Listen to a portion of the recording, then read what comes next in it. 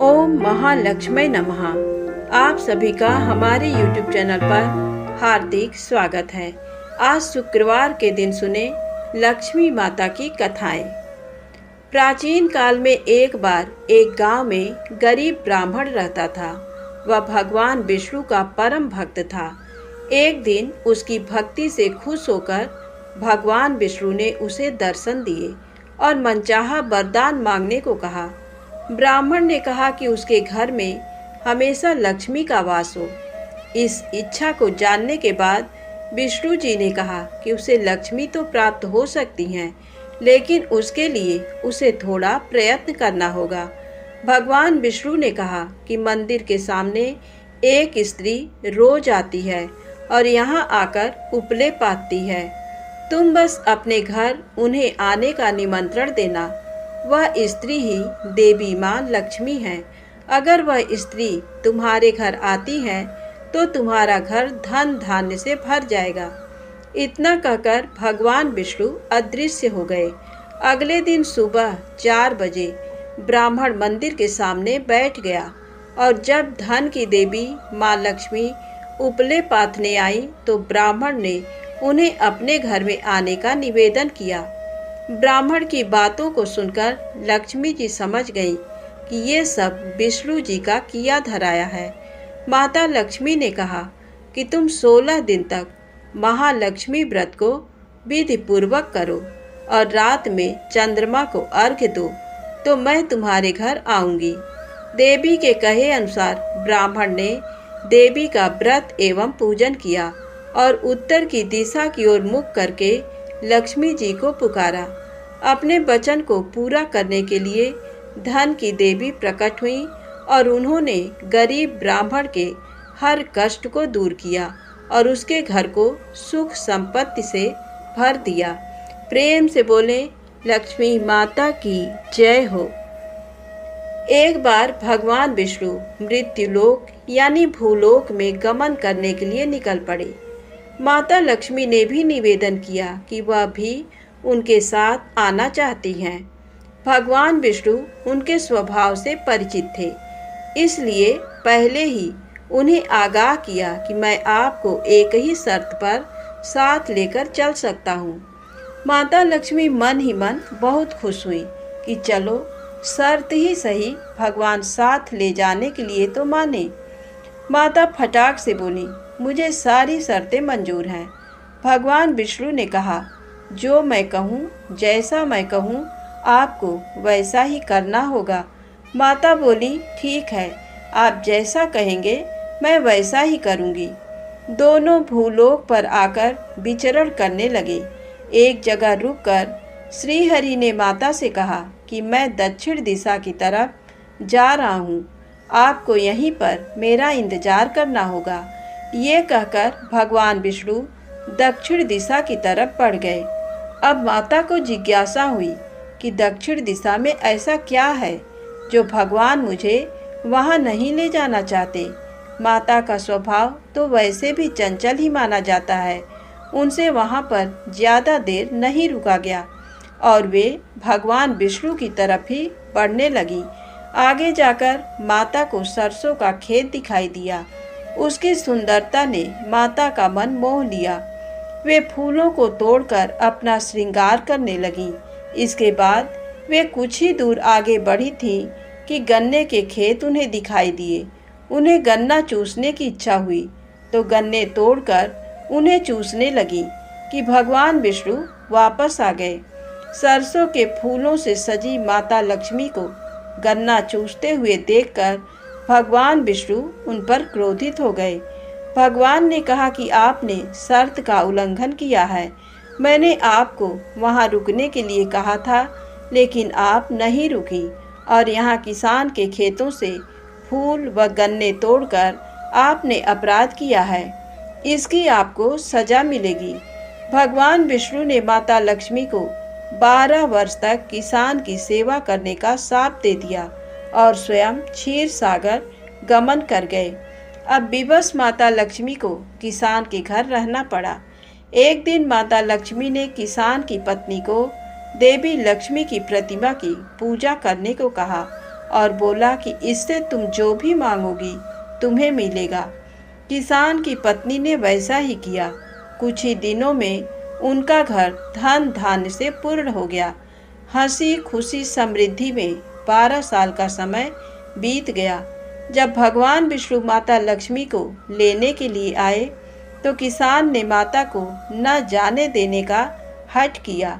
इस पर माता लक्ष्मी ने कहा कि कार्तिक कृष्ण पक्ष की 13 के दिन यदि वह विधि पूर्वक मेरी पूजा करे तो वह उसके घर से कभी नहीं जाएंगी, लेकिन वह इस दौरान उन्हें दिखाई नहीं देंगी। वह एक कलश की स्थापना करे और उसमें कुछ धन रखे, यानी धन ही लक्ष्मी का रूप होगा। इस प्रकार 13 के दिन किसान ने माता के बताए अनुसार ही पूजा कर कलश स्थापना की और किसान का घर धन धान्य से पूर्ण रहने लगा। तब से लेकर आज तक धनतेरस पर माता लक्ष्मी की पूजा करने की परंपरा भी चली आ रही है। प्रेम से बोले लक्ष्मी माता की जय हो। एक बार की बात है, राजा बलि समय बिताने के लिए एकांत स्थान पर गधे के रूप में छिपे हुए थे। देवराज इंद्र उनसे मिलने के लिए उन्हें ढूंढ रहे थे। एक दिन इंद्र ने उन्हें खोज निकाला और उनके छिपने का कारण जानकर उन्हें काल का महत्व बताया, साथ ही उन्हें तत्व ज्ञान का बोध कराया। तभी राजा बलि के शरीर से एक दिव्य रूपात्मा स्त्री निकली। उसे देखकर इंद्र ने पूछा, दैत्यराज, ये स्त्री कौन है? देवी, मानुषी अथवा आसुरी शक्ति में से कौन सी शक्ति है? राजा बलि बोले, देवराज, ये देवी तीनों शक्तियों में से कोई नहीं है, आप स्वयं पूछ लें। इंद्र के पूछने पर वे शक्ति बोली, देवेंद्र, मुझे ना तो दैत्यराज बलि जानते हैं और ना ही तुम या कोई अन्य देवगण। पृथ्वी लोक पर लोग मुझे अनेक नामों से पुकारते हैं, जैसे श्री, लक्ष्मी आदि। इंद्र बोले, देवी, आप इतने समय से राजा बलि के पास हैं, लेकिन ऐसा क्या कारण है कि आप इन्हें छोड़कर मेरी ओर आ रही हैं? लक्ष्मी जी बोली, देवेंद्र, मुझे मेरे स्थान से कोई भी हटा या डिगा नहीं सकता। मैं सभी के पास काल के अनुसार आती जाती रहती हूँ। जैसा काल का प्रभाव होता है, मैं उतने ही समय तक उसके पास रहती हूँ। अर्थात मैं समयानुसार एक को छोड़कर दूसरे के पास निवास करती हूँ। इंद्र बोले, देवी, आप असुरों के यहाँ निवास क्यों नहीं करती? लक्ष्मी जी बोली, देवेंद्र, मेरा निवास वहीं होता है जहाँ सत्य हो, धर्म के अनुसार कार्य होते हों, व्रत और दान देने के कार्य होते हों, लेकिन असुर भ्रष्ट हो रहे हैं। ये पहले इंद्रियों को बस में कर सकते थे, सत्यवादी थे, ब्राह्मणों की रक्षा करते थे, पर अब इनके ये गुण नष्ट होते जा रहे हैं। ये तप उपवास नहीं करते, यज्ञ हवन दान आदि से इनका कोई संबंध शेष नहीं है। पहले ये रोगी स्त्रियों, वृद्धों, दुर्बलों की रक्षा करते थे, गुरुजन का आदर करते थे, लोगों को क्षमादान देते थे, लेकिन अब अहंकार, मोह, लोभ, क्रोध, आलस्य, अविवेक, काम आदि ने इनके शरीर में जगह बना ली है। ये लोग पशु तो पाल लेते हैं, लेकिन उन्हें चारा नहीं खिलाते, उनका पूरा दूध निकाल लेते हैं और पशुओं के बच्चे भूख से चित्कारते हुए मर जाते हैं। ये अपने बच्चों का लालन पालन करना भूलते जा रहे हैं। इनमें आपसी भाईचारा समाप्त हो गया है। लूट खसोट, हत्या, व्यभिचार, कलह, स्त्रियों की पतिव्रता नष्ट करना ही इनका धर्म हो गया है। सूर्योदय के बाद तक सोने के कारण स्नान ध्यान से ये विमुख होते जा रहे हैं, इसलिए मेरा मन इनसे उचट गया। देवताओं का मन अब धर्म में आसक्त हो रहा है, इसलिए अब मैं इन्हें छोड़कर देवताओं के पास निवास करूंगी। मेरे साथ श्रद्धा, आशा, क्षमा, जया, शांति, संतति, धृति और विजति, ये 8 देवियां भी निवास करेंगी। देवेंद्र, अब आपको ज्ञात हो गया होगा कि मैंने इन्हें क्यों छोड़ा है। साथ ही आपको इनके अवगुणों का भी ज्ञान हो गया होगा। तब इंद्र ने लक्ष्मी जी को प्रणाम किया और उन्हें आदर सहित स्वर्ग ले गए। प्रेम से बोले, लक्ष्मी माता की जय हो। भगवान विष्णु के सच्चे भक्त की कहानी। एक बार एक सीधा साधा अनपढ़ गंवार किसान था।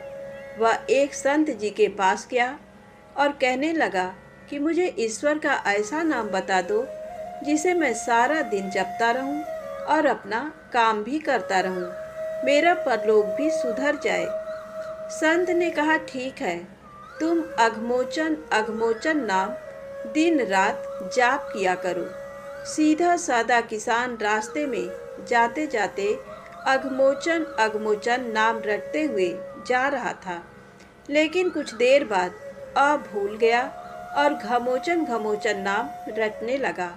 अब दिन रात वह घमोचन घमोचन रटता रहता। एक दिन भगवान विष्णु भोजन करते हुए मुस्कुरा रहे थे, तो माता लक्ष्मी ने इसका कारण पूछा। भगवान विष्णु कहने लगे कि लक्ष्मी, मेरा एक भक्त ऐसा नाम रट रहा है जिसका शास्त्रों में कोई वर्णन ही नहीं है, लेकिन नाम चाहे वह गलत ही ले रहा हो, लेकिन उसका मन मेरी ओर ही लगा हुआ है। इसके मन में मेरी ही छवि है। उसका गलत नाम लेने के कारण ही मेरे मुख पर मुस्कान है। माता लक्ष्मी कहने लगी, क्या आपको लगता है कि ये आपका सच्चा भक्त है? तो चलें इसकी परीक्षा लेते हैं। विष्णु जी कहने लगे कि लक्ष्मी, अगर तुम्हारी ऐसी इच्छा है तो चलो धरती पर चलते हैं। दोनों ने साधारण से स्त्री पुरुष का रूप धारण कर लिया और किसान के खेत के पास पहुंच गए। भगवान विष्णु कहने लगे, लक्ष्मी, परीक्षा तुमने लेनी है, इसलिए तुम किसान के पास जाओ। किसान के खेत के पास कुछ गड्ढे बने हुए थे, तो विष्णु जी कहने लगे कि मैं उसमें जाकर छिप जाता हूँ, तुम जाकर उस किसान की परीक्षा ले लो। माता लक्ष्मी उस किसान के पास गईं और बार बार उससे पूछने लगी कि किसका नाम जप रहे हो। किसान था तो थोड़ा मुंहफट, लेकिन फिर भी चुप रहा कि मेरे ध्यान में किसी प्रकार का कोई विघ्न ना पड़ जाए। वह घमोचन घमोचन नाम रटता रहा। लक्ष्मी जी ने पूछना बंद नहीं किया, पूछती रही, किसका नाम जप रहे हो? किसान खींचकर कहने लगा, तेरे भरतार का नाम जप रहा हूँ।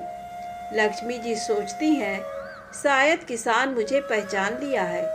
लक्ष्मी जी फिर से पूछती हैं, अगर मेरे भरतार का नाम जप रहे हो तो कहाँ है मेरा भरतार?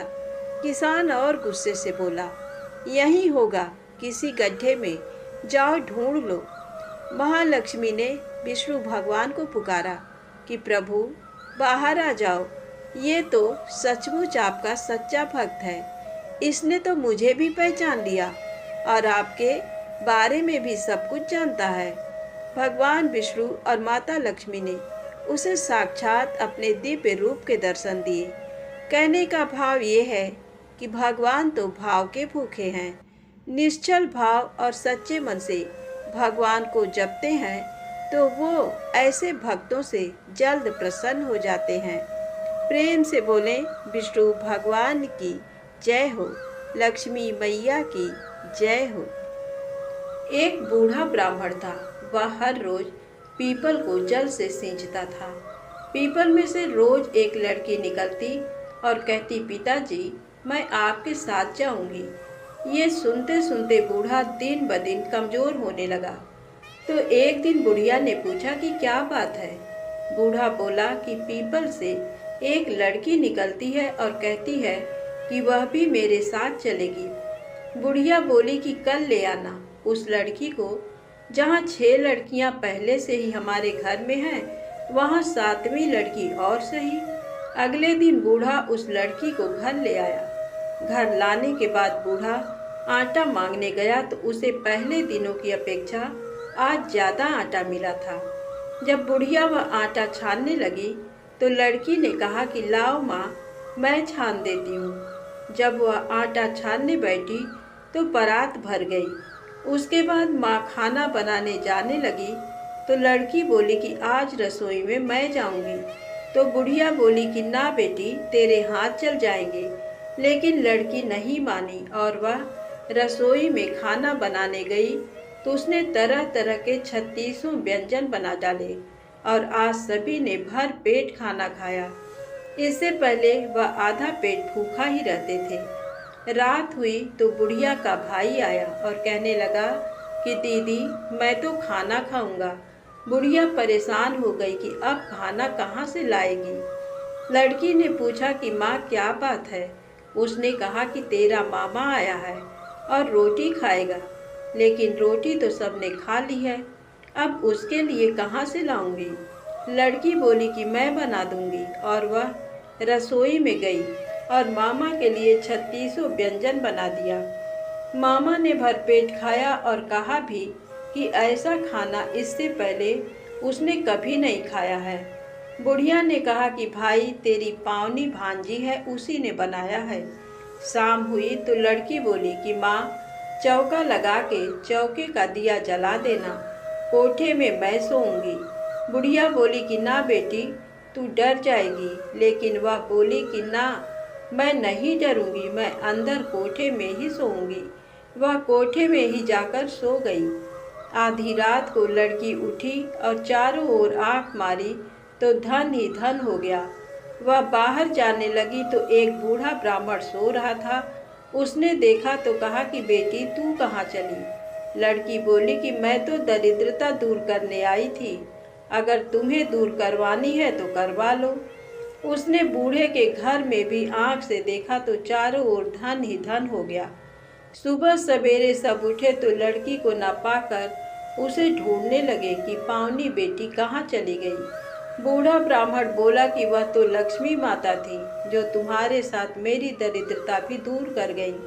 हे लक्ष्मी माता, जैसे आपने उनकी दरिद्रता दूर की, वैसे ही सबकी करना। प्रेम से बोलें, लक्ष्मी माता की जय हो।